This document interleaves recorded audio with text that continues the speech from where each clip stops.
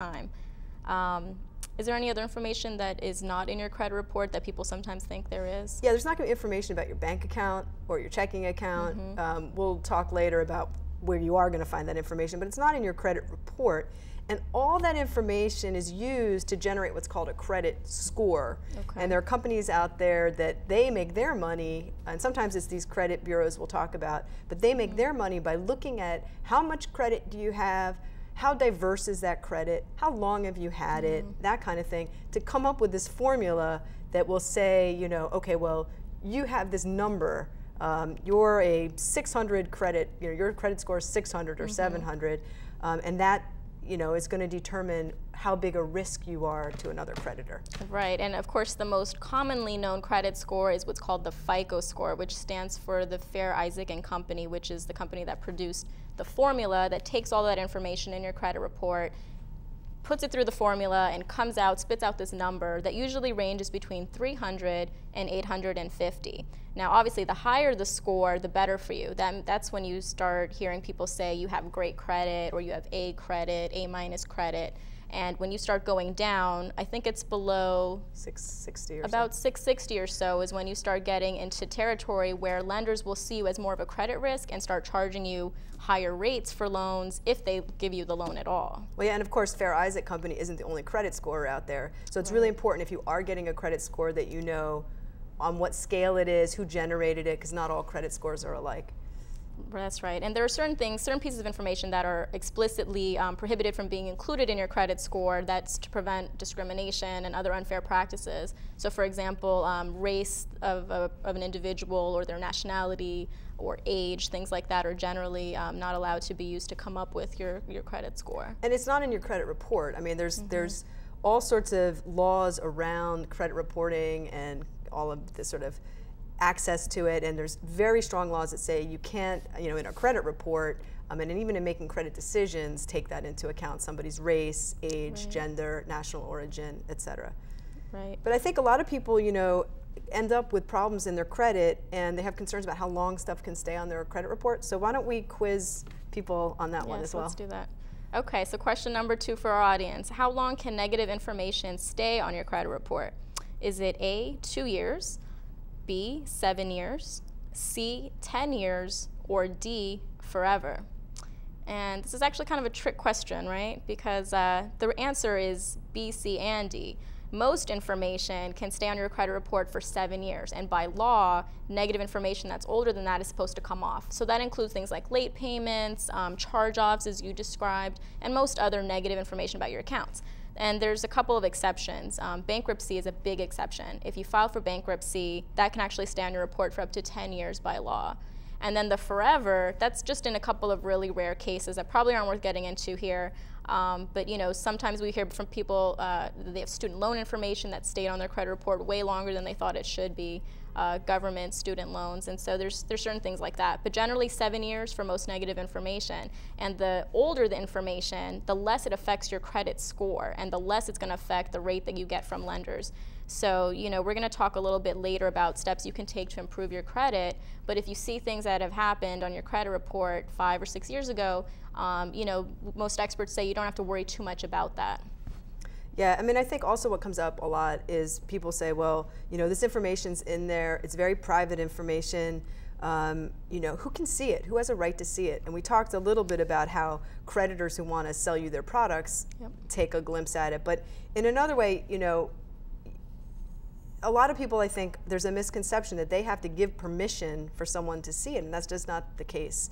Under federal law, landlords, if you applied for an apartment, creditors, if you've applied for a loan, and insurance companies can look at can pull your credit report and look at it.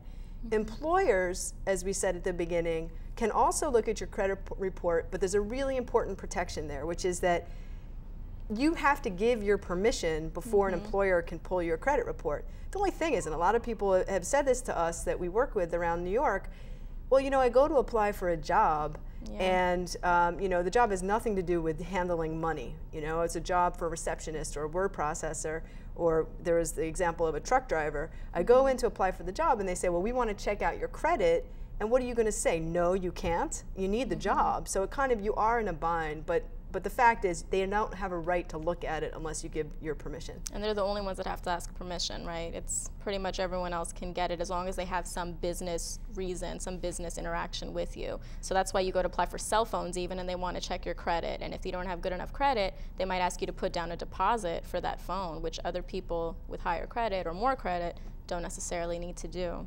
Right, and the state can also look at your credit report. If there's some suspicion that you owe past child support, they might notify you that they're doing it, but it's not like they have to get your permission for it. And most important, you have a right to see your credit report. Right. You know, we all have a right to see what it is that, you know, our employers and landlords and insurance companies and creditors are looking at. And it's really, really important that we look at it for many reasons. For starters, because there's so many mistakes on them. Exactly. And if you don't have a pen and paper ready, I would ask you to go get that now. We're going to be putting up the phone numbers in just 1 second about how to get your free report.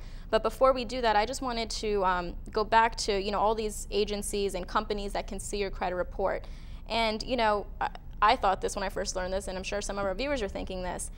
Okay, I'm applying for a loan. I think it's reasonable that the lender wants to see if I've paid my past loans on time or if I pay them at all. Okay, I can understand some of that, although there's also concerns with, you know, a little bit about how that might work.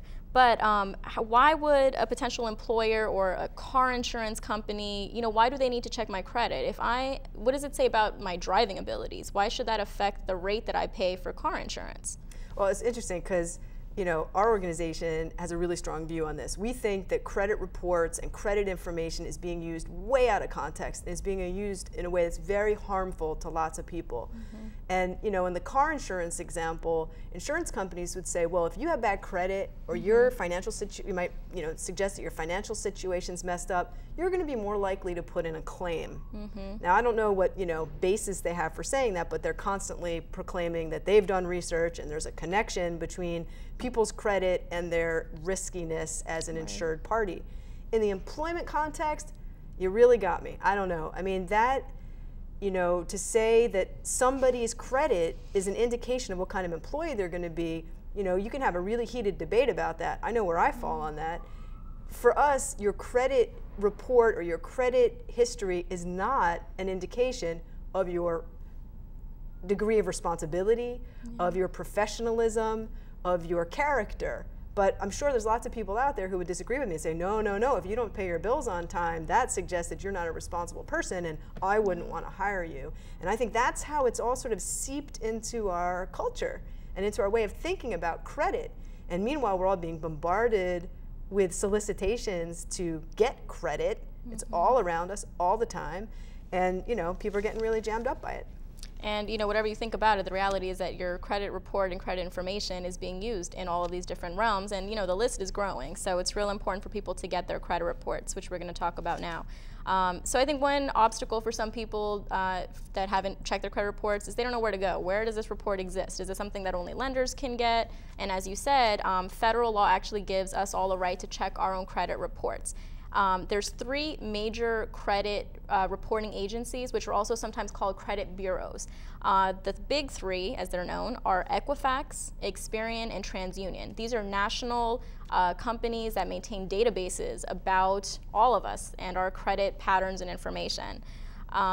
Your report in all of these 3 is not necessarily exactly the same because some lenders will report information to just 1 or 2, where others might report it to all 3. So we're going to tell you how to check your credit, but we would encourage you to get it from all 3 agencies to make sure that you have all your bases covered so that whichever report your employer or landlord or lender checks, that you know what's in there. And let's just stop for a second. These 3 companies, these big 3 credit agencies, these are private corporations, and their major purpose is to amass tons of information about all of us, about, you know, we the citizens out there, so that they can sell that information to other companies. All those credit companies, yep. Right. So, you know, we within that system have some rights, but that's not, you know, this is not set up as a public service. Yeah, you know, this is set up as a marketing device so that the information's collected so that they can make a lot of money.